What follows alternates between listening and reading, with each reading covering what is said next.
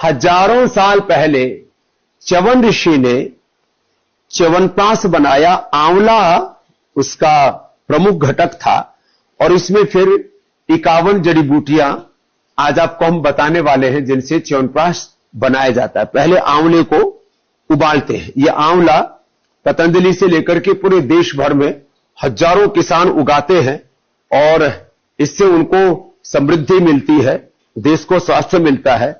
इस आंवले को उबाल लेते हैं, स्टीम कर लेते हैं। स्टीम करके फिर इसका ऐसे ये पेस्ट बना लेते हैं और पेस्ट बना करके फिर इसको गाय के घी में ऐसे भून लेते हैं।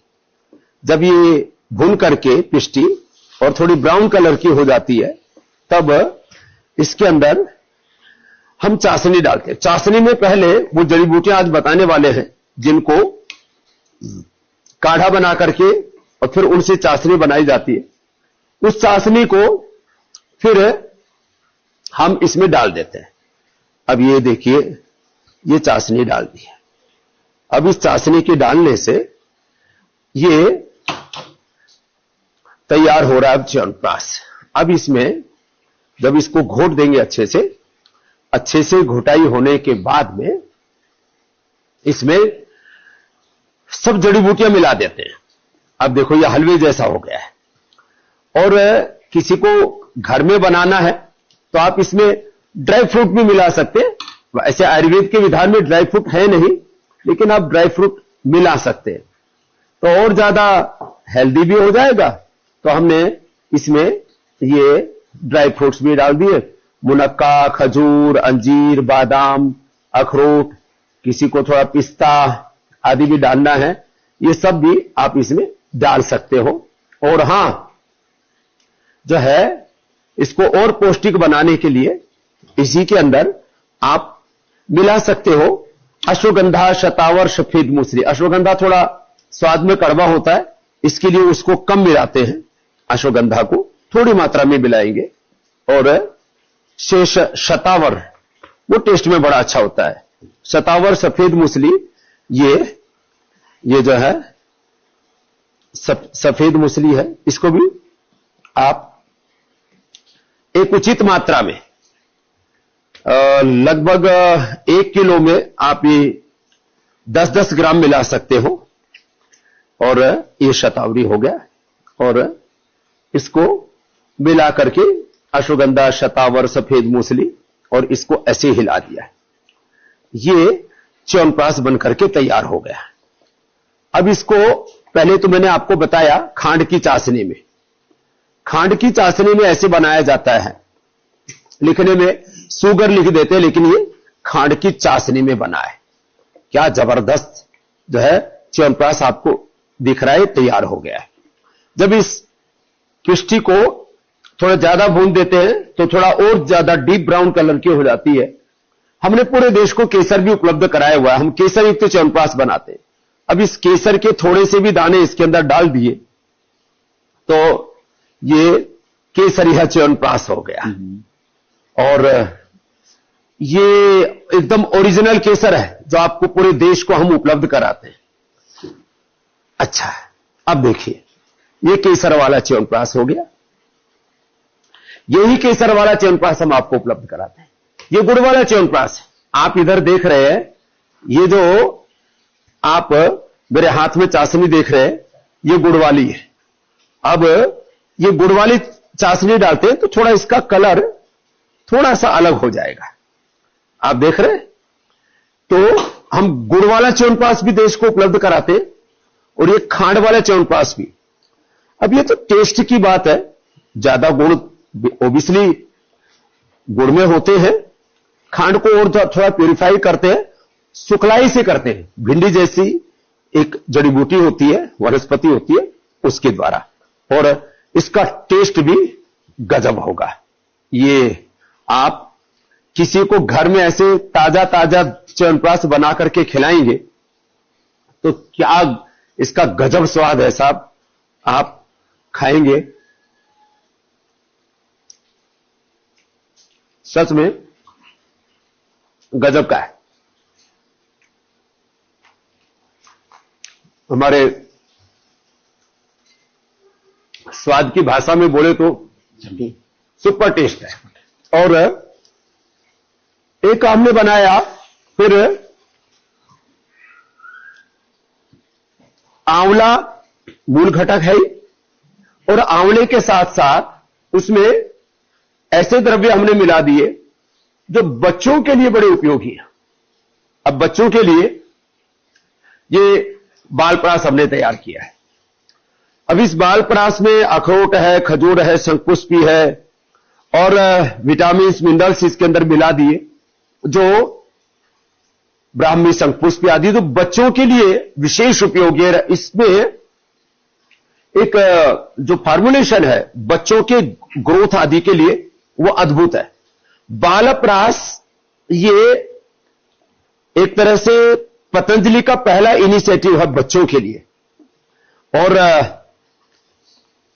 ये घर में भी आप च्यवनप्राश बना सके इसलिए हमने आपको बताया। तो ये बालपरास बच्चों के लिए, ये च्यवनप्राश, और ये गुड़ वाला च्यवनप्राश, और ये है शुगर फ्री च्यवनप्राश। ये च्यवनप्राश और ये कोलेजन प्राश भी बड़ा अप्रतिम है। ये लेडीज के लिए है, वैसे कोई भी खा सकता है, लेडीज ज्यादा प्रयोग करते हैं कोलेजन प्राश। खैर, तो खांड के साथ, मधुरम के साथ, गुड़ के साथ इसको बना सकते हैं। एक आप मेरे हाथ में यहां पर देख रहे हैं, ये भी अजब गजब प्रयोग है। हमने क्या किया, च्यवनप्राश के बारे में और आगे विस्तार से कहेंगे, उसमें क्या क्या जड़ी बूटियां किसकी चाय से बनाती है, प्रक्षेप में क्या पड़ता है। प्रक्षेप कहते हैं तो ऊपर से द्रव्य मिलाए जाएं। जैसे आप ये मेरे साथ में दाईं तरफ देख रहे हो, ये प्रक्षेप द्रव्य है। आप इसको ऐसे ऊपर से डालते हैं, इसमें वंशलोचन है, छोटी इलायची है, इसमें दालचीनी है, वो सारे द्रव्य मैं आगे बताने वाला हूं, तो वो भी इसी के अंदर मिला देते हैं। तो ये सबको ना भी उपलब्ध हो तो आप बिना स्पाइस वाला, एक स्पाइसी हो गया, बिना स्पाइस वाला भी च्यवनप्राश आप बना सकते हैं। खैर, अब आंवले को कद्दूकस किया, आंवले को कद्दूकस करके इसको गाय के घी में भून लिया। गाय के घी में भून करके इसमें हमने फिर वही चाशनी मिला दी और ड्राई फ्रूट मिला दिए। तो यह भी एक बहुत ही गजब का है मामला। इसको गाय के घी में अच्छे से भूना और इसके अंदर भी ये मिला दी फिर चाशनी, और ये तैयार हो गया हलवा। किसका? बादाम का हलवा। हमारे डॉक्टर अनुराग जी की इधर ही नजर है, बड़ा प्यारा प्यारा लग रहा है। और अब इसको गाय के घी में पहले भूनना पड़ेगा, वक्त लगता है, इसलिए पहले से हमने भून लिया था। भून करके और उसके अंदर खांड की चाशनी मिला करके अथवा गुड़ की चाशनी मिला करके आप ये ऐसे, ये हलवा बड़ा गजब का है। ये भी जो है, इसका टेस्ट भी और इसका टेक्सचर भी बोलते हैं ना, टेक्सचर गजब है। ऐसे ही मैं देख रहा हूं बहुत देर से हमारे डॉक्टर अनुराग जी की निगाह इधर ही टिकी हुई है हलवे के ऊपर ही। तो डॉक्टर साहब रिसर्च पेपर लेकर के भी खड़े हैं। हाँ, क्या रिसर्च पेपर लेकर के आए हो? स्वामी जी, च्यवनप्राश के ऊपर जो हमने रिसर्च किया था, ये दुनिया का पहला ऐसा रिसर्च है। हमने बताया कि च्यवनप्राश के अंदर इन्फ्लेमेशन को कंट्रोल करने की क्षमता है। तो जो एक्सपेरिमेंटल साइंस की हम जो बात करते हैं स्वामी जी, इसका पहला मोड ऑफ एक्शन के साथ डेटा है जो बताता है कि च्यवनप्राश हमारे शरीर के अंदर की इन्फ्लेमेशन को, सूजन को कम कर सकता है। और जो उसकी वजह से इन्फ्लेमेशन मात्र ये फेफड़ों की नहीं, पूरे शरीर में कहीं पर भी, कहीं पर भी inflammation is main cause of all disease. चाहे वो हार्ट की प्रॉब्लम है, चाहे वो कैंसर है, चाहे अर्थराइटिस है, चाहे अस्थमा है, ब्रोंकाइटिस है, स्किन डिजीज है, सब में इन्फ्लेमेशन मेन कोज होता है। तो उस इन्फ्लेमेशन को च्यवनप्राश दूर करता है। ये पहला रिसर्च पेपर पतंजलि ने ही पब्लिश किया, जो आप डॉक्टर साहब के हाथ में देख रहे हैं। कौन से उस जर्नल में छपा है? स्वामी जी, ये छपा है फ्रंटियर्स इन फार्माकोलॉजी में। जो मेडिसिनल वर्ड की जो बात करते हैं स्वामी जी, उसकी पेपर यहां पब्लिश होते हैं। और पहली बार हमने बताया कि chyawanprash is medical super food है। जो आजकल सुपर फूड की बात चल रही है स्वामी जी, उस तरीके से ये बहुत अच्छा काम करता है। और आगे हम विस्तार से बताएंगे। आंवले को गोंद करके, बेटी हमारी गूंद रही है, इसमें अच्छे से गूंद दिया है, ऐसे इसको गूंद करके और चाशनी में, ये क्या गजब है साहब, कितना सुंदर लग रहा है स्वामी जी, रसगुल्ले बन गए बिल्कुल, रसगुल्ले। हाँ, ये प्यारे प्यारे रसगुल्ले, थोड़े ज्यादा पक गए हैं, वो खिले खिले लग रहे हैं, खिले खिले। और ये जो है, अब इसको तो मैं गरम गरम को नहीं खाऊंगा, नहीं तो फिर आप तक ये मेरा संदेश पहुंचाने में भी हो सकता है जीभ जल जाए। तो अगला बताता हूं, ये मुरब्बा, ये कैंडी, ये सब हमने देशवासियों को उपलब्ध कराई। खांड और बूरा, ये भी पतंजलि ने सारे देश को उपलब्ध कराई। खैर, अब आप ये देख रहे हैं नमकीन कैंडी, ये देख रहे हैं नमकीन कैंडी और मीठी कैंडी। इसको कैसे बनाते हैं? इसी मुरब्बे को सुखा लेते हैं तो मीठी नमकीन कैंडी बन गई। ये चाशनी में डाला और फिर इसको सुखा दिया। ये मुरब्बा जो है, इसको पहले चूने के पानी में थोड़ा भिगो देते हैं तो कैल्शियम भी आ जाता है, थोड़ा खटास कम हो जाता है। अब आप यहां देख रहे हैं ये आंवले का अचार, आंवले का अचार, आंवले का मुरब्बा, और ये सारे प्रोडक्ट्स आपको मिलेंगे यहां पर। अब ये हमने सरसों का तेल थोड़ा गर्म किया और इसमें थोड़ी मेथी डाली। मेथी, इसके बहुत अच्छे गुण होते हैं। अब मेथी के साथ इसको बढ़ाओ बेटा। ये मेथी कलौंजी, कलौंजी बड़ी अच्छी होती है अचार के लिए, और ये भी एकदम डांस कर रही है इसके अंदर सरसों के तेल में। मेथी, कलौंजी, राई, और इसमें अजवाइन थोड़ी सी, जीरा, और इन सबको डाल करके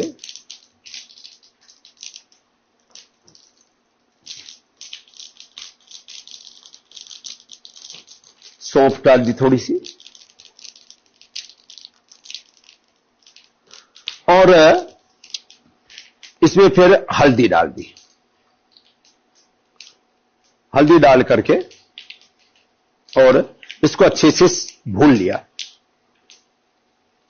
जब ये अच्छे से सारी चीजें भून जाती हैं तो फिर इसके अंदर ये जो आंवला है इसको प्रेशर कुकर में रख दीजिए और बस एक सीटी में ही तैयार हो जाता है। इसकी गुठली निकल जाएगी और फिर ये जो आंवला है इसको आप इसके अंदर डाल दीजिए। जब सारा ये मसाला भुन गया फिर इसके बाद आपने ये डाल दिया इसके अंदर आंवला, और इसमें पानी लगाया ही नहीं, इसको बस प्रेशर कुकर में डाला था और उसके बाद ये तैयार हो गया। और डॉक्टर साहब, हाँ सर, ये इसका मसालेदार अचार तैयार हो गया, ये अचार तैयार हो गया। अब इसको चाशनी में करते हैं तो मीठा आंवला तैयार हो जाता है, एक तरह से आंवले की सब्जी तैयार हो जाती है। विटामिन सी से लेकर के रोग प्रतिरोधक क्षमता बढ़ाने से लेकर के शरीर के इन्फ्लेमेशन को घटाने से लेकर के ये एंटी एजिंग भी है, एंटी इन्फ्लेमेटरी भी है, ये एंटी बैक्टीरियल, एंटी वायरल भी है, बहुत सारी इसके अंदर प्रॉपर्टी है। तो इसको तो पकने दीजिए, आगे हम ले चलते हैं आपको। ये सरसों का तेल और तिल का तेल ये 100% नेचुरल पूरे देश को पतंजलि ने उपलब्ध करवाया। अब देखिए, आंवले की चटनी भी बड़ी अच्छी होती है। ये हमने तो योगाग्राम से लेकर के पतंजलि योगपीठ से लेकर के सब जगह अपने खेतों के अंदर और लाखों किसानों से हम ये आंवला खरीदते हैं। अब इस आंवले में जो है इसकी गुठली निकाल करके इसको पीसो बेटा, हाँ, और इसको पीसते। इसमें थोड़ी हरी मिर्ची भी डाल देते क्योंकि हरी मिर्ची जब डालेंगे तो थोड़ा टेस्ट और बेहतर आएगा, हाँ?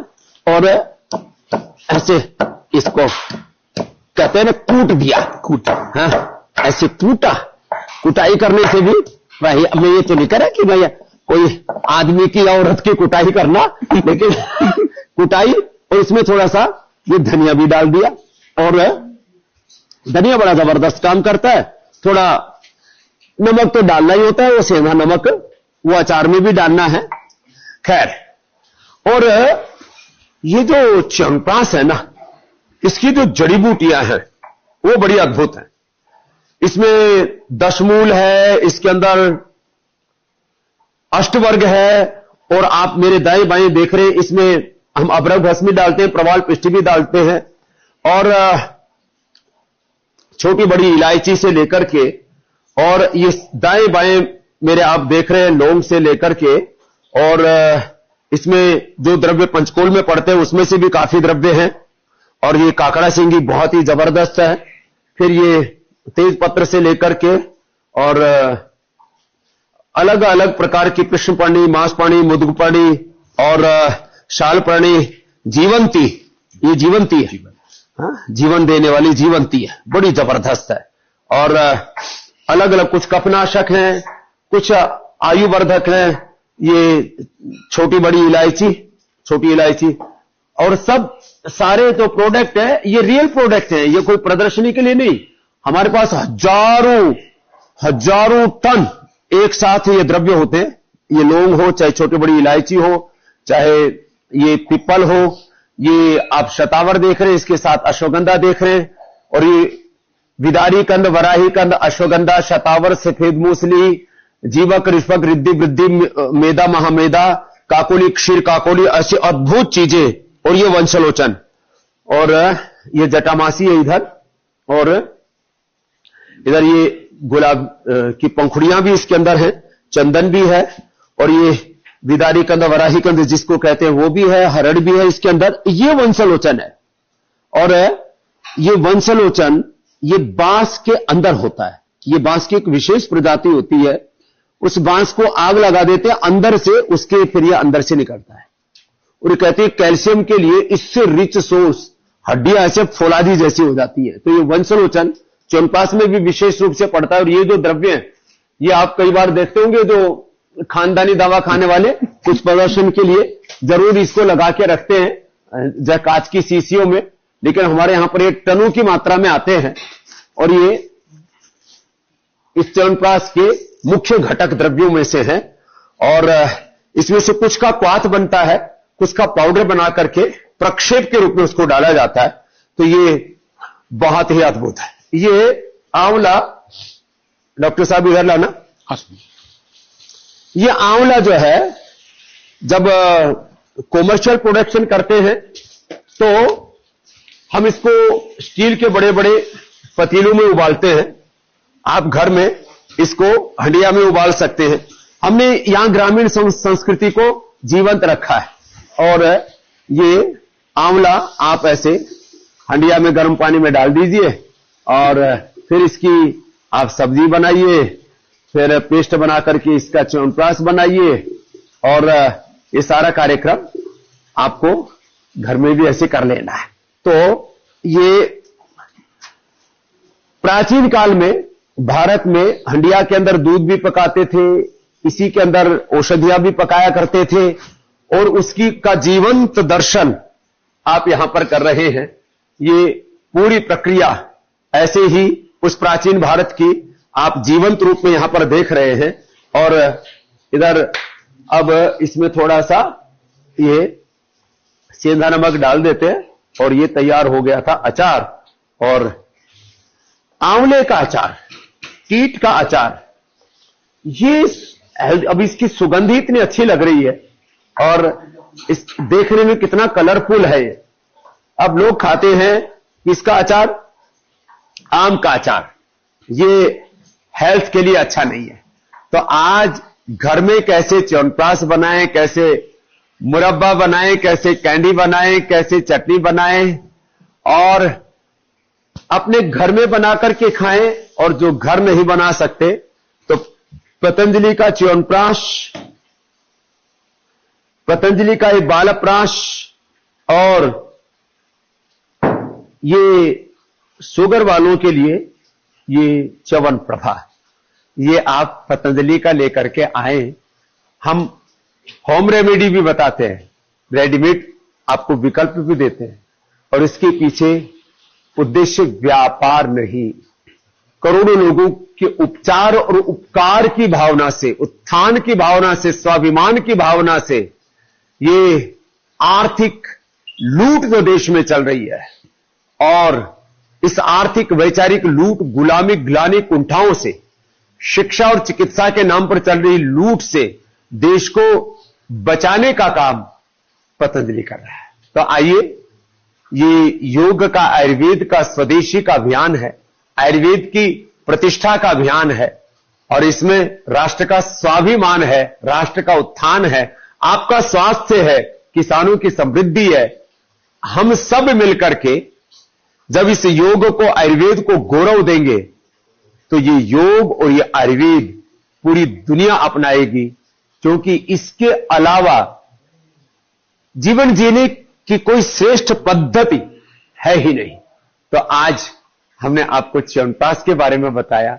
ऐसे ही आयुर्वेद की एक एक जड़ी बूटी, वनस्पति, उसके जो एक्टिव कंपोनेंट्स हैं, और उसके द्वारा कैसे आपको जीवनीय शक्ति मिलती है, ये आपको हम बताते रहेंगे। घर बैठे आप च्यवनप्राश बनाइए, खाइए, और जो कॉमर्शियल प्रोडक्शन कर सकते हैं, तो स्वास्थ्य के साथ समृद्धि पाइए, और ताकत के लिए सुपरफूड के तौर पर न जाने क्या क्या आड़ कबाड़ हम खाते रहते हैं। इस च्यवनप्राश से बेहतर कोई सुपरफूड नहीं हो सकता, इससे बेहतर कोई एंटी एजिंग चीज नहीं हो सकती, एंटी इंफ्लेमेटरी चीज नहीं हो सकती। च्यवनप्राश से बढ़कर के आपके लिए कोई शक्तिशाली आहार नहीं हो सकता। ये फूड सप्लीमेंट भी है, ये आपके लिए मेडिसिन भी है, और यह आपका एक तरह से आयुर्वेदिक सात्विक पौष्टिक आहार है। ऐसे रोज मेरे साथ जुड़ते रहिए, औरों को जोड़ते रहिए। एक दिन पूरा विश्व योग, आयुर्वेद और सनातन धर्म की जय जयकार करेगा।